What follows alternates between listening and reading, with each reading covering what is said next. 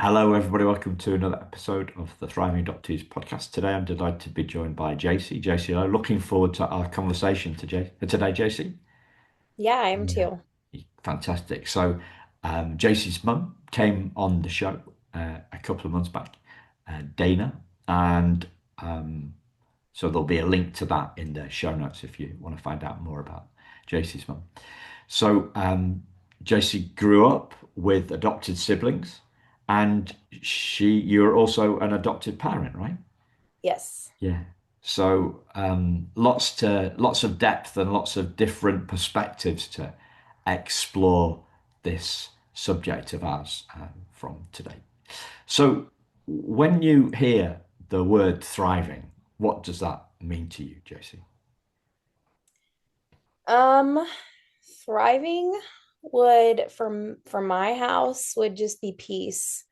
Everybody's doing well and um we're not having any major problems. I just think thriving for us would just be like everyone's doing really well. Yeah. And we're recording this on the run up to Christmas time. And I'm imagining like it's not going to be that peaceful at Christmas time for you, is it? You've got a Well, 9 month old, you said? yeah. Yeah. Yes. Yeah. Um I don't mind loud. That wasn't, I guess when I said peaceful, I don't mean quiet. I just Oh, mean okay. um everybody is getting along and nobody has any major problems that we're trying to work through. Or we've maybe been able to deal with a lot of those major problems. I don't mind the noise. People No. are astonished at the level of noise that my house is. But that actually, I do pretty well in that environment. I guess I'm just used to it with there's five boys in my home, so Right. Yeah. That is going to be noisy. We're not used to that, right? So I'm not used to that. So I'm the guy that, when I'm reversing the car, I turn the radio down because yeah, and okay. I do that too, though. do you? Yeah, I have to tell everybody to be quiet for a minute. Right. You didn't get over, maybe we both get overstimulated. Right. So Yeah, five boys, that's, yeah, that's a handful. it is. That's a They're pretty handful. wild. But so you're at peace with a little bit of wildness Yeah, for or a lot of sure. wildness. I think you have to be, in order to enjoy your children, I think you have to be okay with it being not always crazy, but to be able to be okay with it being loud or maybe messy, which I do struggle with sometimes with the messy part. But if it's like if you don't accept that as part of having kids, you don't enjoy them as much. No, no. And was it loud growing up for you? No, it No. wasn't. No, my home was very quiet and my husband's home was extremely loud. I remember one time his mom telling me, my husband plays the drums and his brother plays the guitar. And his mom told me one time that he was playing the drums in his room, his brother was playing the guitar in the other room, and his dad had the TV turned up so loud so he could hear it. And the walls were shaking and a picture like fell off the wall.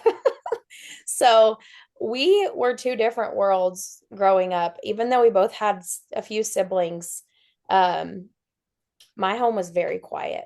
Yeah. So I've grown accustomed to the loud. Yeah. And how? I mean, was there a turning I point? Was there a turning point you thought I'm just going to have to accept this, or what was I mean, you didn't. Um, not all the boys arrived at one time, right? right. No. No, So not talk us everybody. through how the family formed because it's an interesting one, right? It is kind of interesting, a little long. I'll try to shorten it as much as I can. So after my husband and I got married, we I was 19 and he was 20, and we began helping care for a close family friend's daughter who was 2. And there's some negative experiences in their family. She was taken into the DHS custody, and we knew that we wanted to take care of her because we loved her and we'd Yeah. already been taking care of her. So we worked to get approved, our home approved, and we were able to take her. Um, they normally don't approve that for people under the age of 21, but since we had already cared for her, they allowed us to go ahead and take her. As a Um, foster, yes. yeah, yeah, hmm And as soon as we turned 21, they called us. As soon as I turned yeah, 21, they called me to take more kids because they couldn't give them to me before then.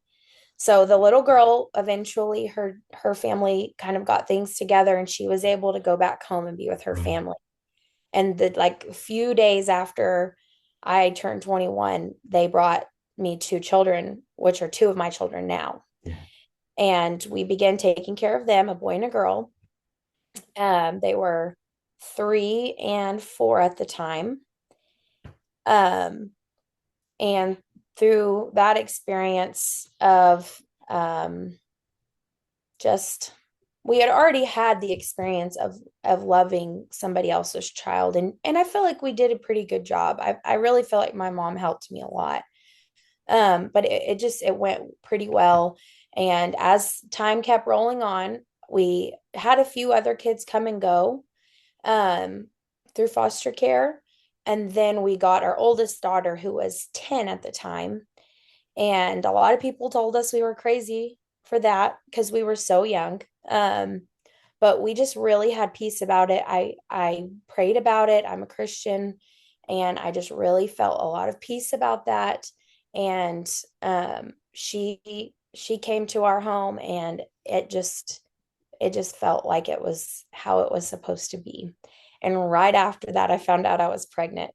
So we went from 0 to 4 in less than a year, or I guess about a year. Because and my son was born the following right, summer.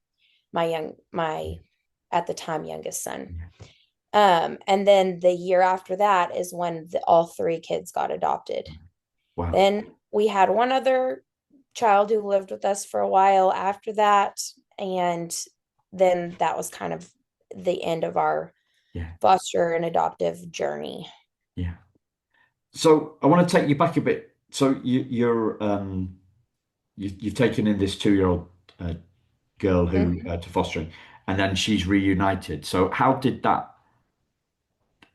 impact you? I mean, had you thought that it was going to be a reunification, or had you thought that it was going to There be were fostering? times that I did not think so because of things that We're going on. were happening Yeah, and things that the Department of Human Services were telling me. Like there was just different things going on that made me think that there was a chance that she might stay with us. And when she left, it was very, very hard for me. I believe it was hard for my husband as well. But the time that we had her and the time that we had the other two kids overlapped. So right. we just already had a lot going on. So we didn't we did not really grieve it the way that I think looking back we probably should have, because it was a huge hit for our family. For our other two children, it was hard on them. And then it was just really emotionally scarring for me. Yeah, But I didn't really know that I kind of went into a little bit of a depression. I didn't realize it at the time. I was able to look back and see that. Um, One part of it that was so hard is that we weren't able to see her for a long time. Um, she is in my life now, yeah, actually. Her father allows us to be a yeah. part of And her life. how old is she now, Jacee? 13. She's 13. Yeah, and she's doing good. Great. But And I it was guess with two other kids, you didn't have time to grieve, right? Your house is so because full. it's not a traditional loss. It's not like somebody died. And so No. you don't think I need to allow myself to grieve this loss. And looking back, I realized like I should have allowed myself because I took it so hard. And the other part that made it hard was that nobody else thought it was hard. like nobody looks at that as like, well, you that people say No. things like, well, you knew that would probably happen. You know what I'm saying? So people I kind know, of yeah. just like put off the hurt of it It's and kind of said, well, this is that's a possibility when you do this, you know. So yeah, it was. it's not recognized. When that there's a gazillion, I don't know, that's probably overcooking it. There's a lot of adoptees out there who adult adoptees who feel that their loss hasn't been Mm, understood or yeah, not understood or even recognized. yeah. Their grief, you were just a baby, you should have got over this, you should be grateful. Mm, And there's a whole load of stuff that goes around there, and when we feel that invalidated, it's tricky because it makes us feel, if you were if looking back, you're in depression, like we're feeling low already, and then and feeling alone, and mhm, the absence of other people's recognition of our loss mhm. makes it even worse. Yeah, for sure, for sure. Yeah, I felt very like my feelings were very discounted and just sort of like I wasn't allowed to grieve almost, which I don't even know if I knew I needed to grieve in that time, but I definitely didn't feel like I had permission to. Yeah, it's tricky, isn't it? Yeah, it is. It's tricky. It's tricky. Um, Now you mentioned God in there and praying and peace. To what extent does God bring you peace? Um, well, I would say that um through the Bible, through his word, I gain a lot of comfort.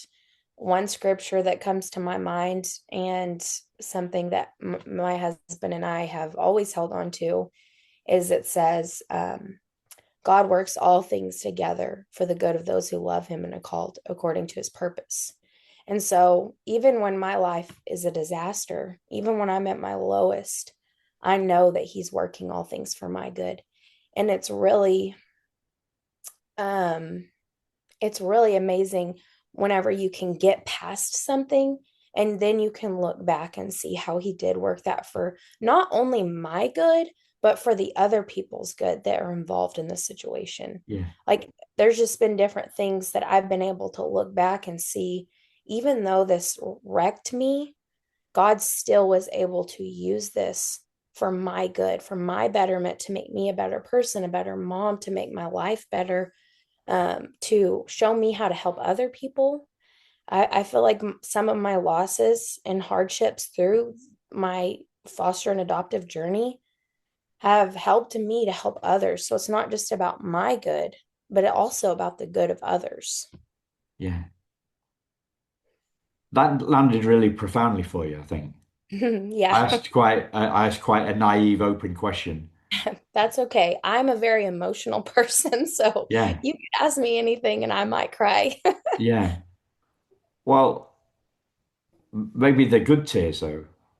Hmm.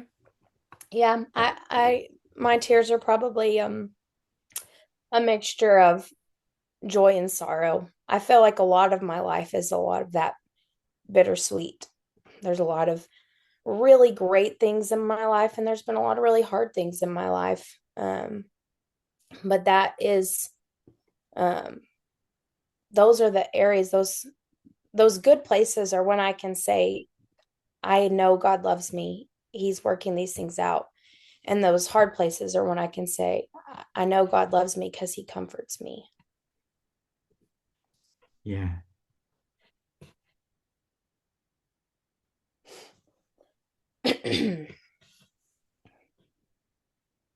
I had this a moment this week. I was listening to a podcast and an audio book, and it was like we we we only learn through the tough stuff. Yeah. We don't learn through the good. the good stuff.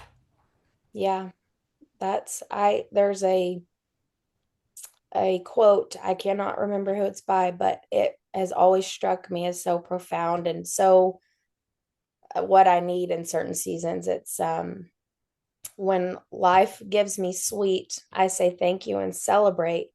And when life gives me bitter, I say thank you and I grow. Yeah, yeah. An adoptive mum interviewed me yesterday, and she said, "So, what do you mean by thriving?" And I didn't have a straight answer. And I laughed because I thought, well, I've asked that question like 600 times. You think I'd have my own answer, right? Yeah. Um, but the thing that came to mind was being grateful in the highs and graceful in the lows. Yeah. And that sounds a similar-ish Yeah, vibe it to is. what what you just said. Yeah, Yeah. that's good. And then this morning I had a better idea. So maybe she'll interview me again. I don't know. Um, it was living from wholeness, Yeah, that's good. living from wholeness. So what have been the biggest learnings for you then from these in these bittersweet moments? Um, let's see. Do you do you mean specifically pertaining to with my adopted children, I guess? I mean, I'm more interested in you and your biggest growth bits, Okay. um, your Hmm. biggest growth bits. So they might be that might be Okay. related to your kids. That might be related to the kids that you've adopted. That might be related be something completely different.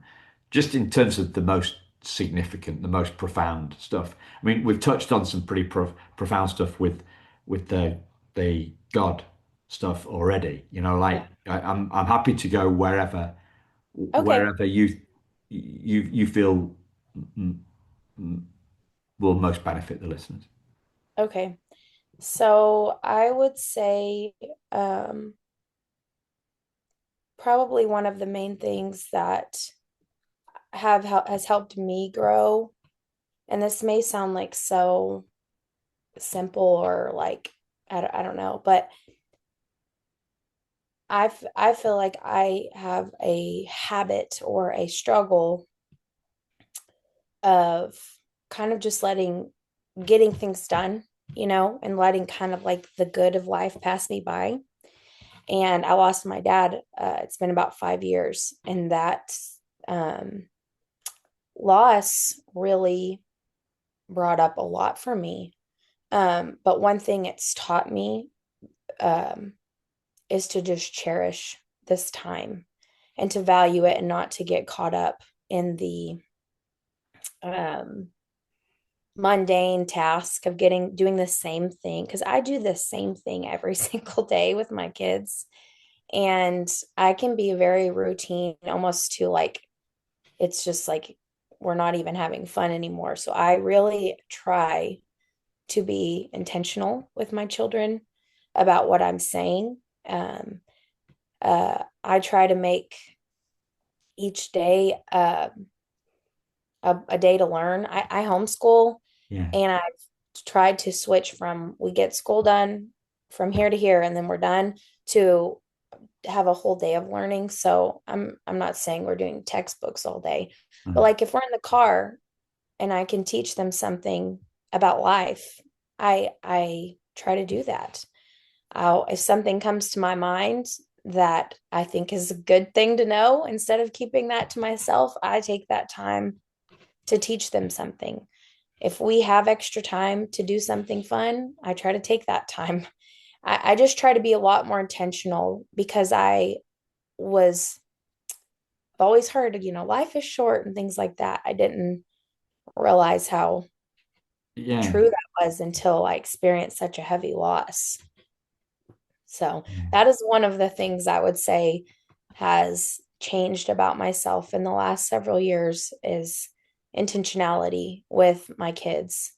Another reason I feel like that is true is my oldest daughter that I said came, she was 10. Yeah. Now she's about to turn 20 next week. Yeah. It just went so fast. And I'm so glad she's doing amazing. Like she's a great girl. She's married. She just amazes me with how wonderful she is and how and I feel like she's kind of great all on her own because she was already 10 when she came to my house, you know? Like there was already an amazing person there. Um but I was so honored to have that time with her, but I often wish that I could have had longer because it just went so fast. Yeah. Yeah. It's funny the the truisms, the cliches that are true, but we don't realize that they are true until we do, right? Yeah, Like it's the difference, like it's the difference between theory and practice. yeah, In yeah. theory, there's no different. Um, the word was coming up. The word coming up, I think it was kind of on the edge of your tongue, was gratitude. And I was when I was being interviewed yesterday, I was sharing a story about gratitude and how because people talk about it a lot. I was listening to an interview with a lady who is full of awe, right? She's full of awe and amazement. I've interviewed her on the podcast. Like she nearly died. She had a near death, basically a near death experience and a stroke. She's called Jill Bolte Taylor, and she views life with amazement now, right? And the guy that was interviewing, she left me for dead in when I interviewed her. So it was interesting for me to hear her being interviewed by somebody else because she left him for dead as well. And she was talking about amazement, and he came back with gratitude. He said, and I just thought, this isn't in the same, what I think you would call a ballpark. It's not in the same ballpark. Gratitude is a way tinier thing than awe, than awesome, than truly awesome, than or than amazement. You know, like Mhm. amazement is up there with awe, and Yeah, gratitude is way down the ladder.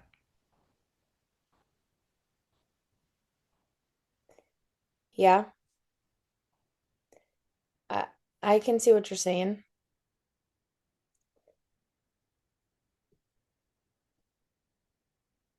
I haven't really got a question. I haven't really got a question yet on that, other than a realization that I've had recently that I'm underestimating and underappreciating the universe. Yeah, yeah, yeah. And I can yeah, I can and agree with. and I'm wondering whether because I was brought up I was brought up a Christian. I went to a Christian school, but it passed me by. Right, Hmm. we sang a hymn every morning. We listened to a reading every morning, but it passed me by. It didn't mean anything to me. But I'm wondering whether does God bring awe and amazement into your life? Oh yeah, for sure. Yeah, for sure. I mean, just ugh, you're gonna make me cry. I'll try not to. I'm gonna say that these are good tears already. I'm just gonna Yeah. get my defense in first before you cry. Yes. Well, just like how I've seen him orchestrate my whole life. Um, yes, I am often in awe of God when I see my children that um he's given me, the ones both adopted and my biological children. And I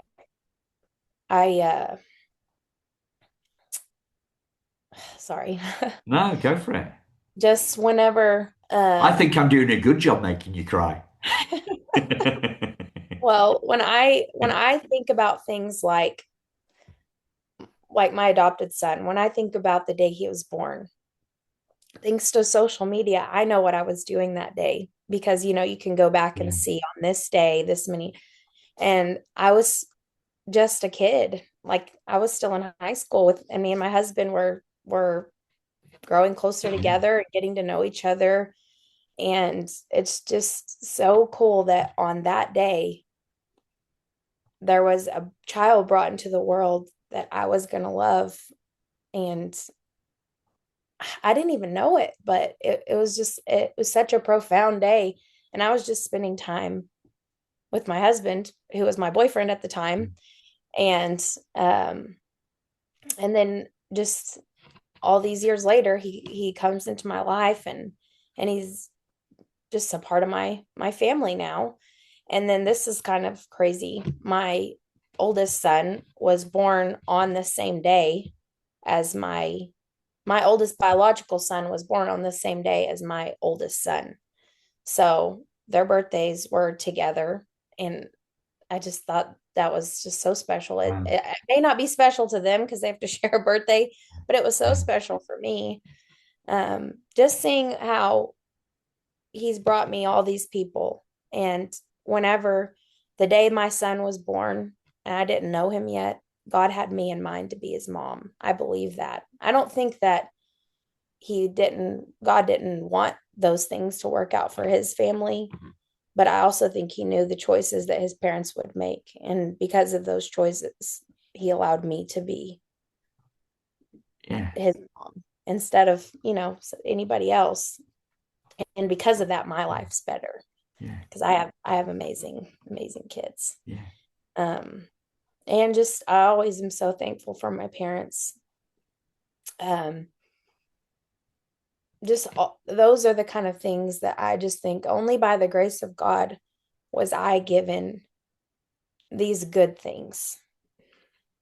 Yeah. But isn't the awe and amazement kind of the antidote to the mundanity? Yeah. Yes. Yeah. Whenever I am having a hard time, I feel like think sometimes it comes to my mind. I'll just say, look at what you have. You have so much amazing, like great things, especially when my kids are all asleep. I know that sounds like, but when they're all asleep in bed, that I am just like, oh my gosh, I have all these beautiful children. It's the only time I have to think about it because they're all being quiet. Yeah. But and when we go on vacation and my daughter and her husband comes and we're all sleeping under the same roof in our little Airbnb, um, I just think, man, this is the best. Yeah. This is the best thing ever for me because we're all together. Yeah. So how do you think growing up with adopted siblings kind of feeds into what you've done or has fed in, or I totally was unrelated? born and they were already there, like when I was born. So they came first. Yeah. Um, So so you've in never known any different? Yeah. no, some ways that was just like that's how it was. But in other ways, I feel like and maybe this is partially just my mom's personality and how she raised me, but I do feel like that through having adopted siblings, I've learned a lot of compassion. And my mom's a very compassionate, very, very giving person. She's one of the best people I know. But my oldest brother, he has some disabilities. And because of that, there were different times in my life where people were not always kind to him. And my mom taught me to stick up for not that I should stick up for him, like basically she's just taught me you do the right thing when other people aren't. Not that it was my job to be his defender necessarily, but it wasn't long before I took it upon myself to be his defender and my other brother too, because my brother, who's just about a year and a half older than me, he was very quiet, very shy. So I just felt the need to stick up for him and to talk for him and to do anything he needed me to. Yeah. Yeah. and presumably is one of the reasons that you adopted because your mum had. I do think it played a role. It never was my intention to start a family that way. Um, it wasn't my husband's intention either. Um, and he has an adopted sibling as well. Yeah. Um, but we just were what, like I said earlier, taking care of a family Yeah, no, friend, this daughter. And so it just kind of naturally happened. Um, but it wasn't what I was planning. no, Like I no, didn't plan that. no. Well, I guess So you'd say that was God's plan, right? yeah, I would say that. I do believe that 100%. Yeah.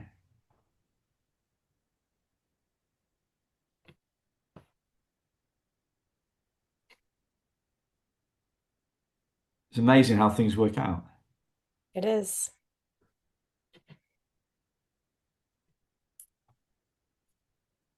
It's you talking about peace. I'm just leaving a little bit of peace here. I appreciate that.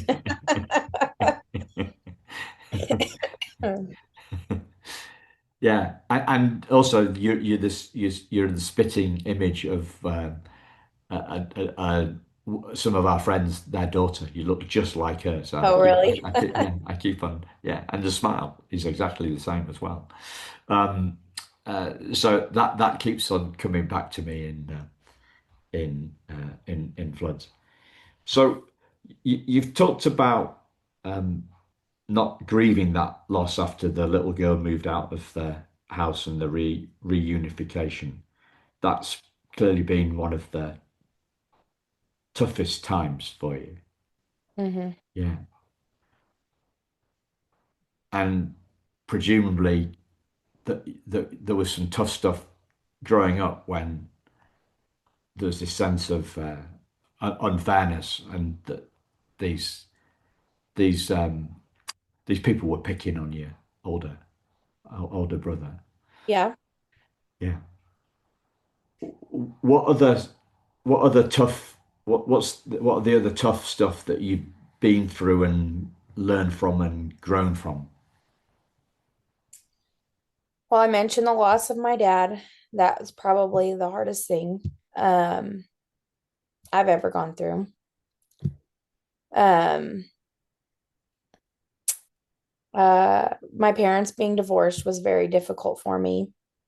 Um, I definitely feel like that both of those situations taught me um, or helped me to know for myself um, I am going to love everybody no matter what, like my family.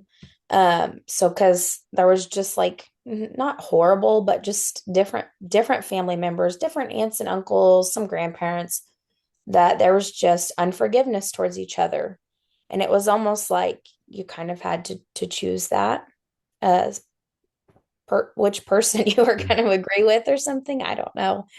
And I remember at a young age, like maybe 13, I just decided I'm not choosing. I'm just going to love everybody. And I really believe my mom like instilled those values in me. Like that's the kind of person she is. And um because because of that, I even as an adult and with my dad's loss, there was just a lot of drama and pain and that came out in anger in people.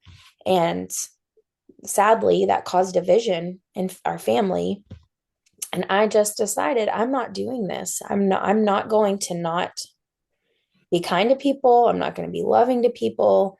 I am going to um I'm going to love everybody. I'm going to be kind to everybody, and I will not let people be unkind about others to me. I'm not going to take that, but I'm also not going to write anybody Yeah, off either.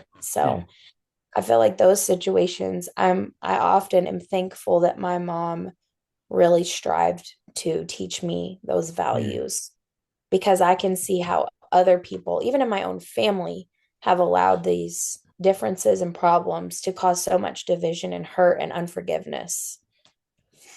Yeah. It's quite a big stance to take for a 13-year-old. I'm surprised at myself, honestly. I wasn't the most amazing child ever or anything, but I just remember making that decision whenever there was some hardships in Yeah. my family. Yeah. And how has that served you, that decision? I feel like very well. I can't say that I've never struggled with having unforgiveness, but I've always had the desire for things to be good with everybody. So I feel like even if I'm hurt by somebody, I still have that underlying motivation to kind of make things right. Yeah. And I guess is God for you is like an emotional safety net as well, is it? How would you Um, describe it? That's my metaphor. How would you describe it? Emotional safety net. I've never thought about that. Um, hmm. I do believe that um but I can trust God with my emotions and talk to him about my emotions and rely on him for help. I do pray a lot. I feel like my relationship with God is every part of my life. It flows into everything. It's how I make Yeah. my decisions. I would say that um, God doesn't desire for us to have unforgiveness. So that is a motivator for me to Yeah. want to forgive others because I know if God wants that for me, then it's what's best for me. That's what I believe. Um, I'm not 100% how to answer your question as far as the emotional safety net, but I guess um I do. Maybe it's more of a safety net than an emotional safety net. Yeah, sure. I would definitely say that. I feel like I can always fall back on my relationship Yeah. with him. He comforts me, he guides me. I trust him with my life. I'm not saying I'm perfect at it. I definitely struggle, especially when I see something going on and I don't understand it. Hardships in the world or hardships in my own life and I don't understand. I, I, I do struggle with those things, but I do believe that what I said earlier, that he's always working for my good and for the good of other people as well. And I guess I can find peace in knowing that even if everything is not going well. Yeah. Do you, because you talked a lot about the strength of the family and the sense of peace and a oneness when everybody is asleep and when they're being loud as well, which is an interesting. I don't mind. Yeah, peace. Yeah, at peace with the noise. If I was going to try and sum it up, um, what about church? Does that how does that going to church? How does that kind of group dynamic work for you? Does that does that further strength bring you further strength, like Yes. the communion and well, the oneness with Yeah. the congregation? I'm thankful for a church full of people like me and my husband. There's so many young families in our church who have lots of children. So it's nice in that we have people that we're doing life with together so we can encourage each other and lift each other up. Um, so something that maybe I went through a few years ago, another family might be dealing with, and I can encourage them in that area, or vice versa. There could be, another couple who has a child dealing with some of the problems that we're having. And so because of that, they can give us Yeah, some advice and encourage us. yeah, And another thing is that there has been a lot of adoptive and foster families through the years come and go in our church. So that has been encouraging. for us at different times. And there's been times where we've been, the Yeah. encouragement for others. Yeah. And what would you say that what form has that encouragement taken and the learnings from them? What has that been? What have you got from that? One thing just immediately came to my mind. There was a woman who from our church, their family isn't at our church anymore, but we're still good friends with them. Or I shouldn't say good friends, but we didn't have any problems or Yeah. anything. They're an older couple and they've adopted two kids who are grown now. And I don't know what was said. I don't know if maybe my mom said something, I'm not sure if anything was said. But she gave me a book and she said she felt like she needed to give that book to me. And it was, I can't remember what the book was called, but it was a book about how to respond to your children and without being angry. And I really needed that in that time in my life. And there's nothing that I said to her. So hopefully she didn't see me yelling at my kids and thought, oh, I got to give her that book. But I think that for me, this may sound silly. I don't know, but I feel like when those kind of things happen where you receive something from somebody else that maybe they didn't even know you needed, they just felt that urge, that's God putting that upon their heart to do something for you that you need. And that's what I felt like that was. Maybe she did see me yelling at my kids, I don't know. But um it was an encouragement for me, and it also just made me feel like somebody saw me and thought, I want to do something nice for it. Was just like an encouragement in that way as well. I want to do something nice for you. Yeah. Yeah. And then there's another time that comes to my mind, of a very dear friend who has a lot of adopted children. She's a wonderful woman, and she is just such an encouragement to me. Anytime I remember one time, we were fellowshipping and it was a time of prayer, and she just came and prayed for me. And it was the prayer that I needed to have prayed over me. It was a time of struggling with one of my children, and um, she just prayed such encouraging things over me, and things that I hadn't even talked to her about. She was praying for me about those things. So those are the kind of things that are going on when somebody is struggling or hurting. When I'm struggling or hurting, that fellowship is how we lift each other up and encourage each other. And I feel so blessed to be in a community that is operating in that way, because I know it's not like that everywhere. So that community age, you're thriving. Yeah, for Yeah. sure. Yeah. I feel like it would be a lot of a different dynamic in my family without that. Yeah. What gets in the way of you thriving, do you think? Hmm. Disrupting my peace? No. I would say that I often feel like I'm somebody who's spinning plates, like the trick where you spin all the Yeah. plates at the same time and you have to keep them all going. And if as soon as you get them all going, it's like this one's starting to fall. So you get it back up and then you turn and you think it's all good, but then this one's falling. So it's kind of like I feel like I'm trying to keep everything going smooth. Um, and sometimes that to me, if all the plates are spinning real good, that's when we're thriving. That's a Yeah. good way for me to put it. Yeah. But that's just not reality. Because as soon as one kid kind of we deal with this problem and we're all doing good here, this kid has a problem.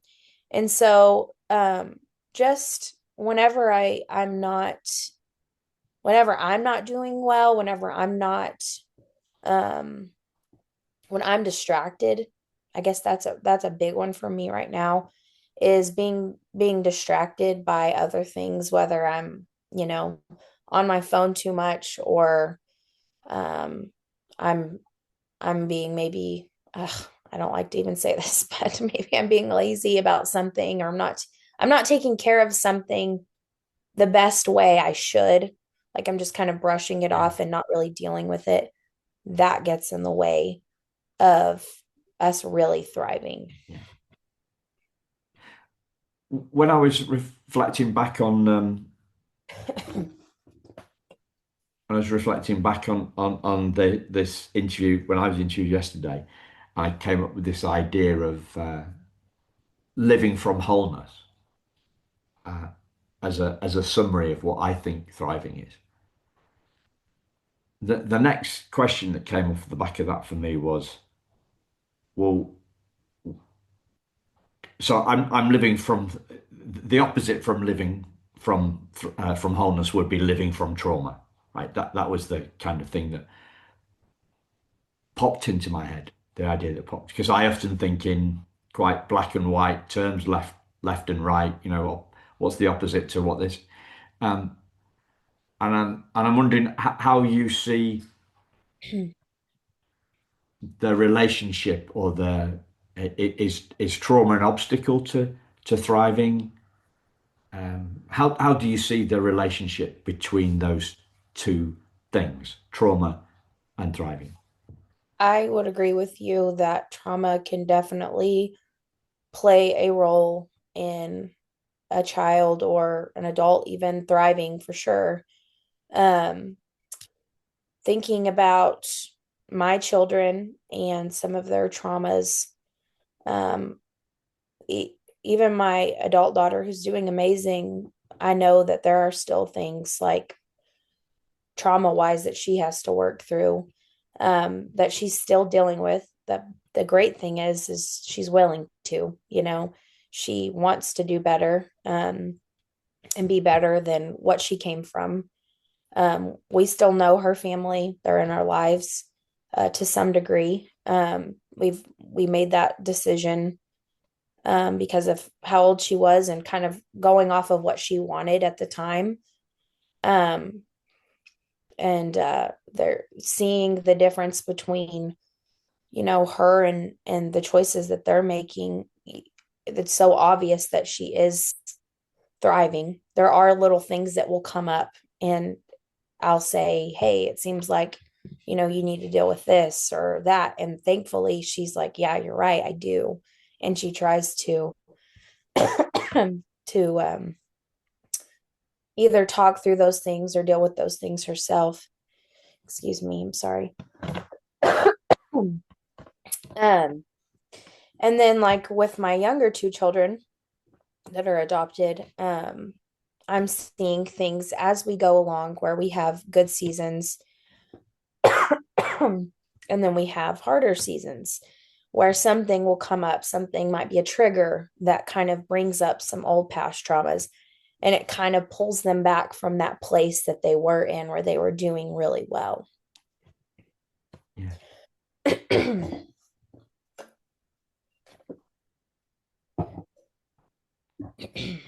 Yeah. So apart from as best you can, how do you handle that stuff? um I would say the biggest thing is, or maybe not the biggest thing, but like the first thing that I do that is so important is really identifying where the problem is coming from. And sometimes you can't pinpoint that exactly, but you can, for an example, like, is this coming from something from before you lived with me or after you lived with me? Because if we can kind of narrow it down, they may not even be able to answer that question, but I may be able to kind of ask enough questions to get to the root, or at least close to the root of this issue. Did one of your siblings offend you? Is that why that you're angry with them and you continue to be upset with them? Or Are you having a hard time with this because, you know, something somebody said to you, or is it, or we need to go back further? So if we can identify and kind of, even if we can't pinpoint it 100%, or, you know, it's not necessarily the exact situation, we can kind of dig down and find out what's going on. And once we pinpoint, then we can go at it through logic.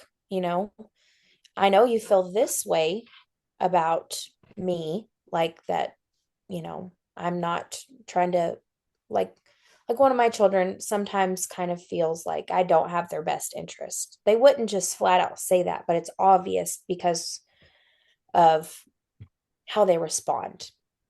So now we can talk about that. Now that we've identified, you don't feel like I have your best interest at heart. Now we can talk about that. And I can kind of use logic with you to help you see that even though you feel this way, we know that this is really true. Is that a Yeah, good answer? yeah, yeah. Okay, I feel like that was a long Well, answer. sometimes even short questions need long answers. Um, I was kind of and processing it while I was answering. yeah, um, I guess we're coming up on time. So my question for you is there anything that you want to share that I've not asked you about, Jacee? Oh, I don't know. What I guess hmm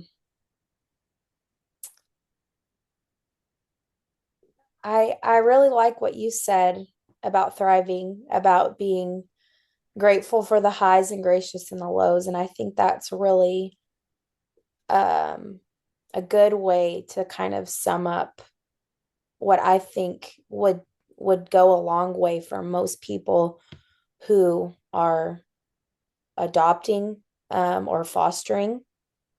So a lot of times people step into something and think, I'm just going to take this child and they're going to be so grateful, and we're going to be a big family, and that expectation is not met.